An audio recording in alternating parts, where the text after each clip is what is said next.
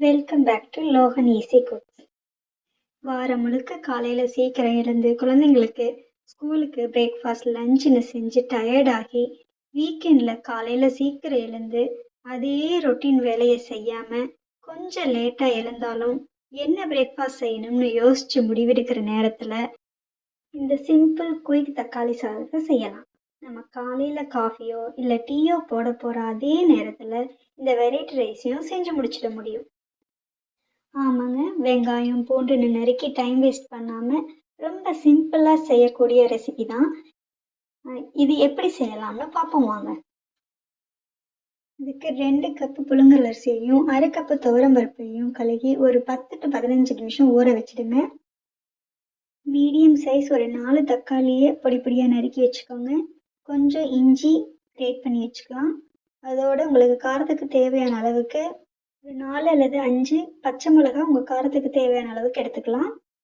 இப்போ ஒரு குக்கரில் ஊற வச்ச அரிசி, நீங்கள் நறுக்கி வச்ச தக்காளி, இஞ்சி, பச்சை மிளகாய் எல்லாத்தையும் சேர்த்திக்கலாம். இப்போ அதுலேயே ஊற வச்ச பருப்பையும் போட்டு தேவையான அளவு தண்ணி ஊற்றிக்கலாம். 2 கப் அரிசிக்கு 6 கப்பு தண்ணி ஊற்றியிருக்கேன். பொதுவாக நீங்கள் 1 கப் அரிசிக்கு 2 கப்பு தண்ணி ஊற்றுவீங்கன்னா இந்த சாதத்துக்கு 1 கப்புக்கு 3 கப்பாக ஊற்றிக்கோங்க. நான் 1 ஸ்பூன் கல்லுப்பு போட்டிருக்கேன். நீங்கள் தேவையான அளவு உப்பு போட்டுக்கோங்க. இதில் 1/2 ஸ்பூன் மஞ்சள் தூள், 1/4 ஸ்பூன் பெருங்காயத்தூள் சேர்த்துக்கோங்க. குக்கர் மூடி போட்டு 3 விசில் வந்ததுக்கப்புறம் நிறுத்திக்கலாம். இப்போ சிம்பிளாக ஒரு தாளிப்பும் கொடுத்துடலாம். அதுக்காக கொஞ்சம் கறிவேப்பிலை, கொஞ்சம் முந்திரி, ஒரு ஸ்பூன் சீரகம், ஒரு 2 வரமிளகாவும் எடுத்து வச்சுருக்கேன். இதை நம்ம 3 டேபிள் ஸ்பூன் தேங்காய் எண்ணெய் இல்லைன்னா 3 டேபிள் ஸ்பூன் நெய் இருந்துச்சுன்னா எடுத்துக்கலாம். அதில் தாளித்து குக்கரில் இருக்கிற சாதத்தில் சேர்த்துடலாம். இப்போ நமக்கு குக்கர் விசில் அடங்கிடுச்சு. சாதம் இந்த மாதிரி நல்லா உதிரி உதிரியாக வந்திருக்கும் பாருங்கள்.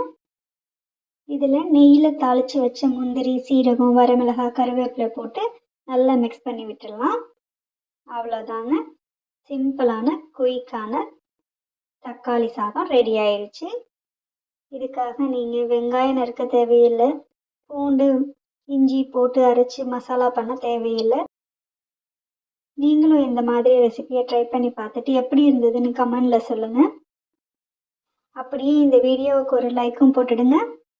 இந்த செய்முறை சிம்பிளாக இருக்குன்னு நினச்சிங்கன்னா உங்களுக்கு பிடிச்ச எல்லாருக்குமே நீங்கள் ஷேர் பண்ணிடுங்க மறக்காமல்.